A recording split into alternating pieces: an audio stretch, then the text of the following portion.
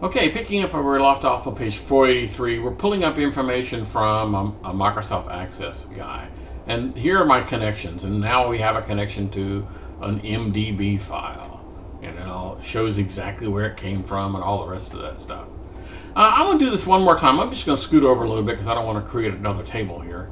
So I'm going to do this one more time from Access, and I'm going to pick the exact same guy we did before. Let's go to Documents, Chapter 9, click on that guy, hit this, and this time I'm going to hit a view. Rather than clicking on a table, I'm going to click a view. And it says, is that where you want it? Sure, that's where I want it. Now, what I basically have shown you is you have a choice. You can get the raw data from the database, the entire table, or perhaps you would go to Microsoft Access and write a query that pulls out just the data you want, just the fields that you want. You know, like I didn't particularly need the employee ID field or this goofy numeric department ID. What I really wanted was the guy's first name, last name, his department, and his salary. I didn't care about all the rest of that stuff. So I got to pick what columns I wanted, and perhaps I wrote a query that says only those people making more than $50,000. So if you write a query in Microsoft Access, then Excel could use that query. And so instead of pulling in tons of data, you can pull in precisely what you wanted. Like, for example, I want a random number of my, I want a 20% random sample from my customer base because I want to do something. That you could do inside Microsoft Access, and this guy will honor it. Cool. There's the next one talking about on page 484. They talk about Microsoft Query. And that's exactly what I was just talking about. If I go to here, okay, let's go to From Other Sources. And the one on the bottom is called From a Microsoft Query. And this launches a connection wizard. And it talks about, this is like an alternative way of doing the connection. So I can connect to DBase and Excel and Access and Visio and all, and these are just samples. So I can make a connection here. I'm not going to bother to do all that. But the point of all this is that this will allow you to do more. This will allow you to do something like this, where while I'm connecting to the database, I'm going to have Microsoft Excel tell me what columns I want and what rows I want, rather than going to the database and doing that. Now, I don't particularly use that because I'm equally well versed in database and spreadsheet. So if I already have a database, I'd much rather go to the database and do this than using Excel's feature to accomplish the same thing. It's really a choice of where do you want to do the computation. Now, I will tell you, just think about this a minute. What is better at doing database functions? A database or a spreadsheet? Ding, ding, ding, ding, ding. I think we have a winner. Obviously, it'd be more appropriate to do database functions from a database application. Okay. The only good thing about this is this does allow you to go in and pick and choose what fields you want. That's the only real advantage. Plus, you can save these guys, save these queries, so you could transport them to another spreadsheet and things of that nature. Okay, so let's assume we're kind of sort of done with that. Let's go back to one of these guys.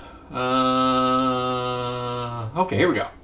Here's the one in the book. Now, on page 487, now we're going to change the subject, and we're assuming that you know everything there is to know about how to get data into Microsoft Excel. Okay, cool.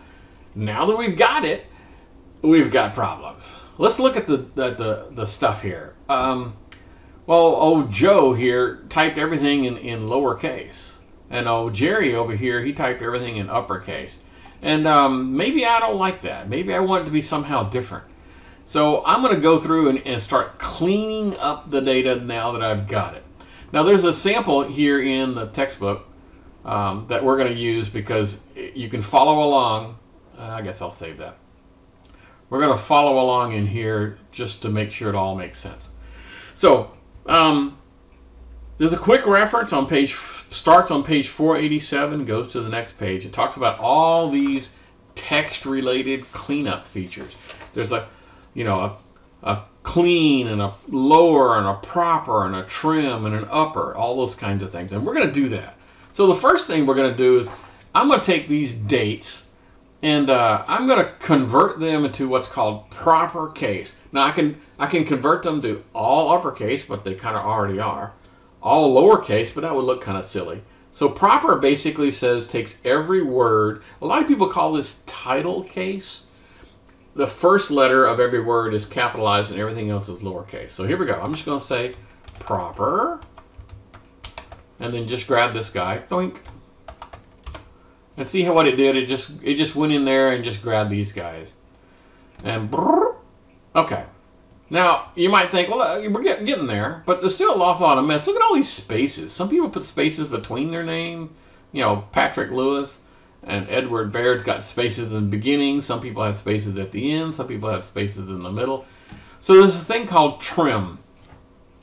And so trim basically means go in there and remove excess spaces from the beginning, the end, and if there's multiple spaces in the middle, get those down to one space.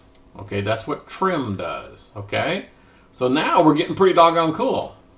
So we've used the proper function and the trim function.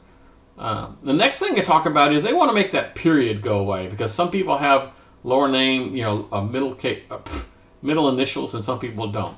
So to make a piece go away, there's a thing called substitute. And substitute basically is a find and replace. So it talks about where is it? Cool.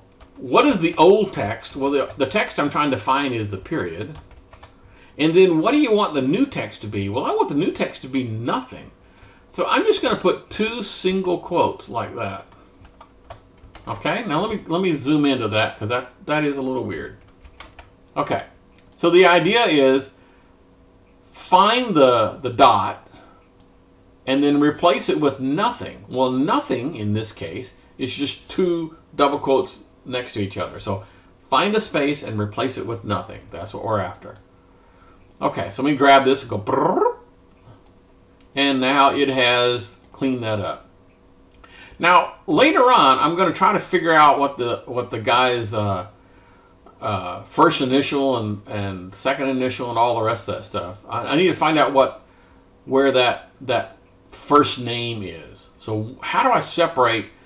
I want to find Rachel and Charles and Edward and Lisa. Okay, that's what I want to find. So how do I do that? Well, before I can do a technique to chop up this text, I need to find out the location where that space is. What do you think? Like maybe the find? So find is gonna get me the location of where the text exists. And so I want to find a space. So that's, you know, double quote, space, double quote. And then I want to find it within here. And you could have starting at, but I don't need that. So this tells me 9. All right, let's just count. 1, 2, 3, 4, 5, 6, 7, 8, 9. So the 9th character is the space. Cool. So let me drag this on down. Cool. So now what I want is I want to chop it at, in this case, I want to chop it starting at position 10. You know, I found the space, but I want to go don't want to start at the space and then R, A, C, H, E, L. I want to go one beyond that. So I have to do whatever that value is plus 1. Now, there are more than one way to do this. I'm going to use the mid command. So mid basically says, so mid, so what am I doing? I'm taking mid of this, comma, the starting location. Well, the starting location in this case is going to be 10. So I want to use this plus 1, okay? I don't want to start where the space is. I want to start where the R is in this case, okay? Here's where it gets a little complicated. So mid basically says, okay, so how many characters do I have to copy? And I go, well, heck, I don't know. Dang. Well, there's a thing in here called len. Len gives me the length of the string. So len this, that would be, I don't know, whatever that is, 15. I'm making that up, I don't know. Minus that guy. I know this is a little complex. I mean, I'll admit that, okay? I will tell you that, okay, that's pretty doggone cool. Let's think about that for just a minute. Mid, the first argument to mid basically says, what string are you dealing with? Well, I'm dealing with Anderson Rachel S. Where do you want me to start? Well, I want you to start at the R. Well, so that's 1 beyond the space. So E2 plus 1. How many do you want me to copy? Well, heck, I don't know. It's the entire length of this thing minus the space. So that, you know, the entire length minus where the space is leaves me 1, 2, 3, 4, 5, 6, 7, 8. By the way, this would be an excellent opportunity to see how that evaluate formula works, where you could see those numbers, that E2 plus 1 turning into a 10, and the length minus E2 turning into an 8, and you know, it's kind of cool. All right. So now I've got a first name and middle initial. Cool.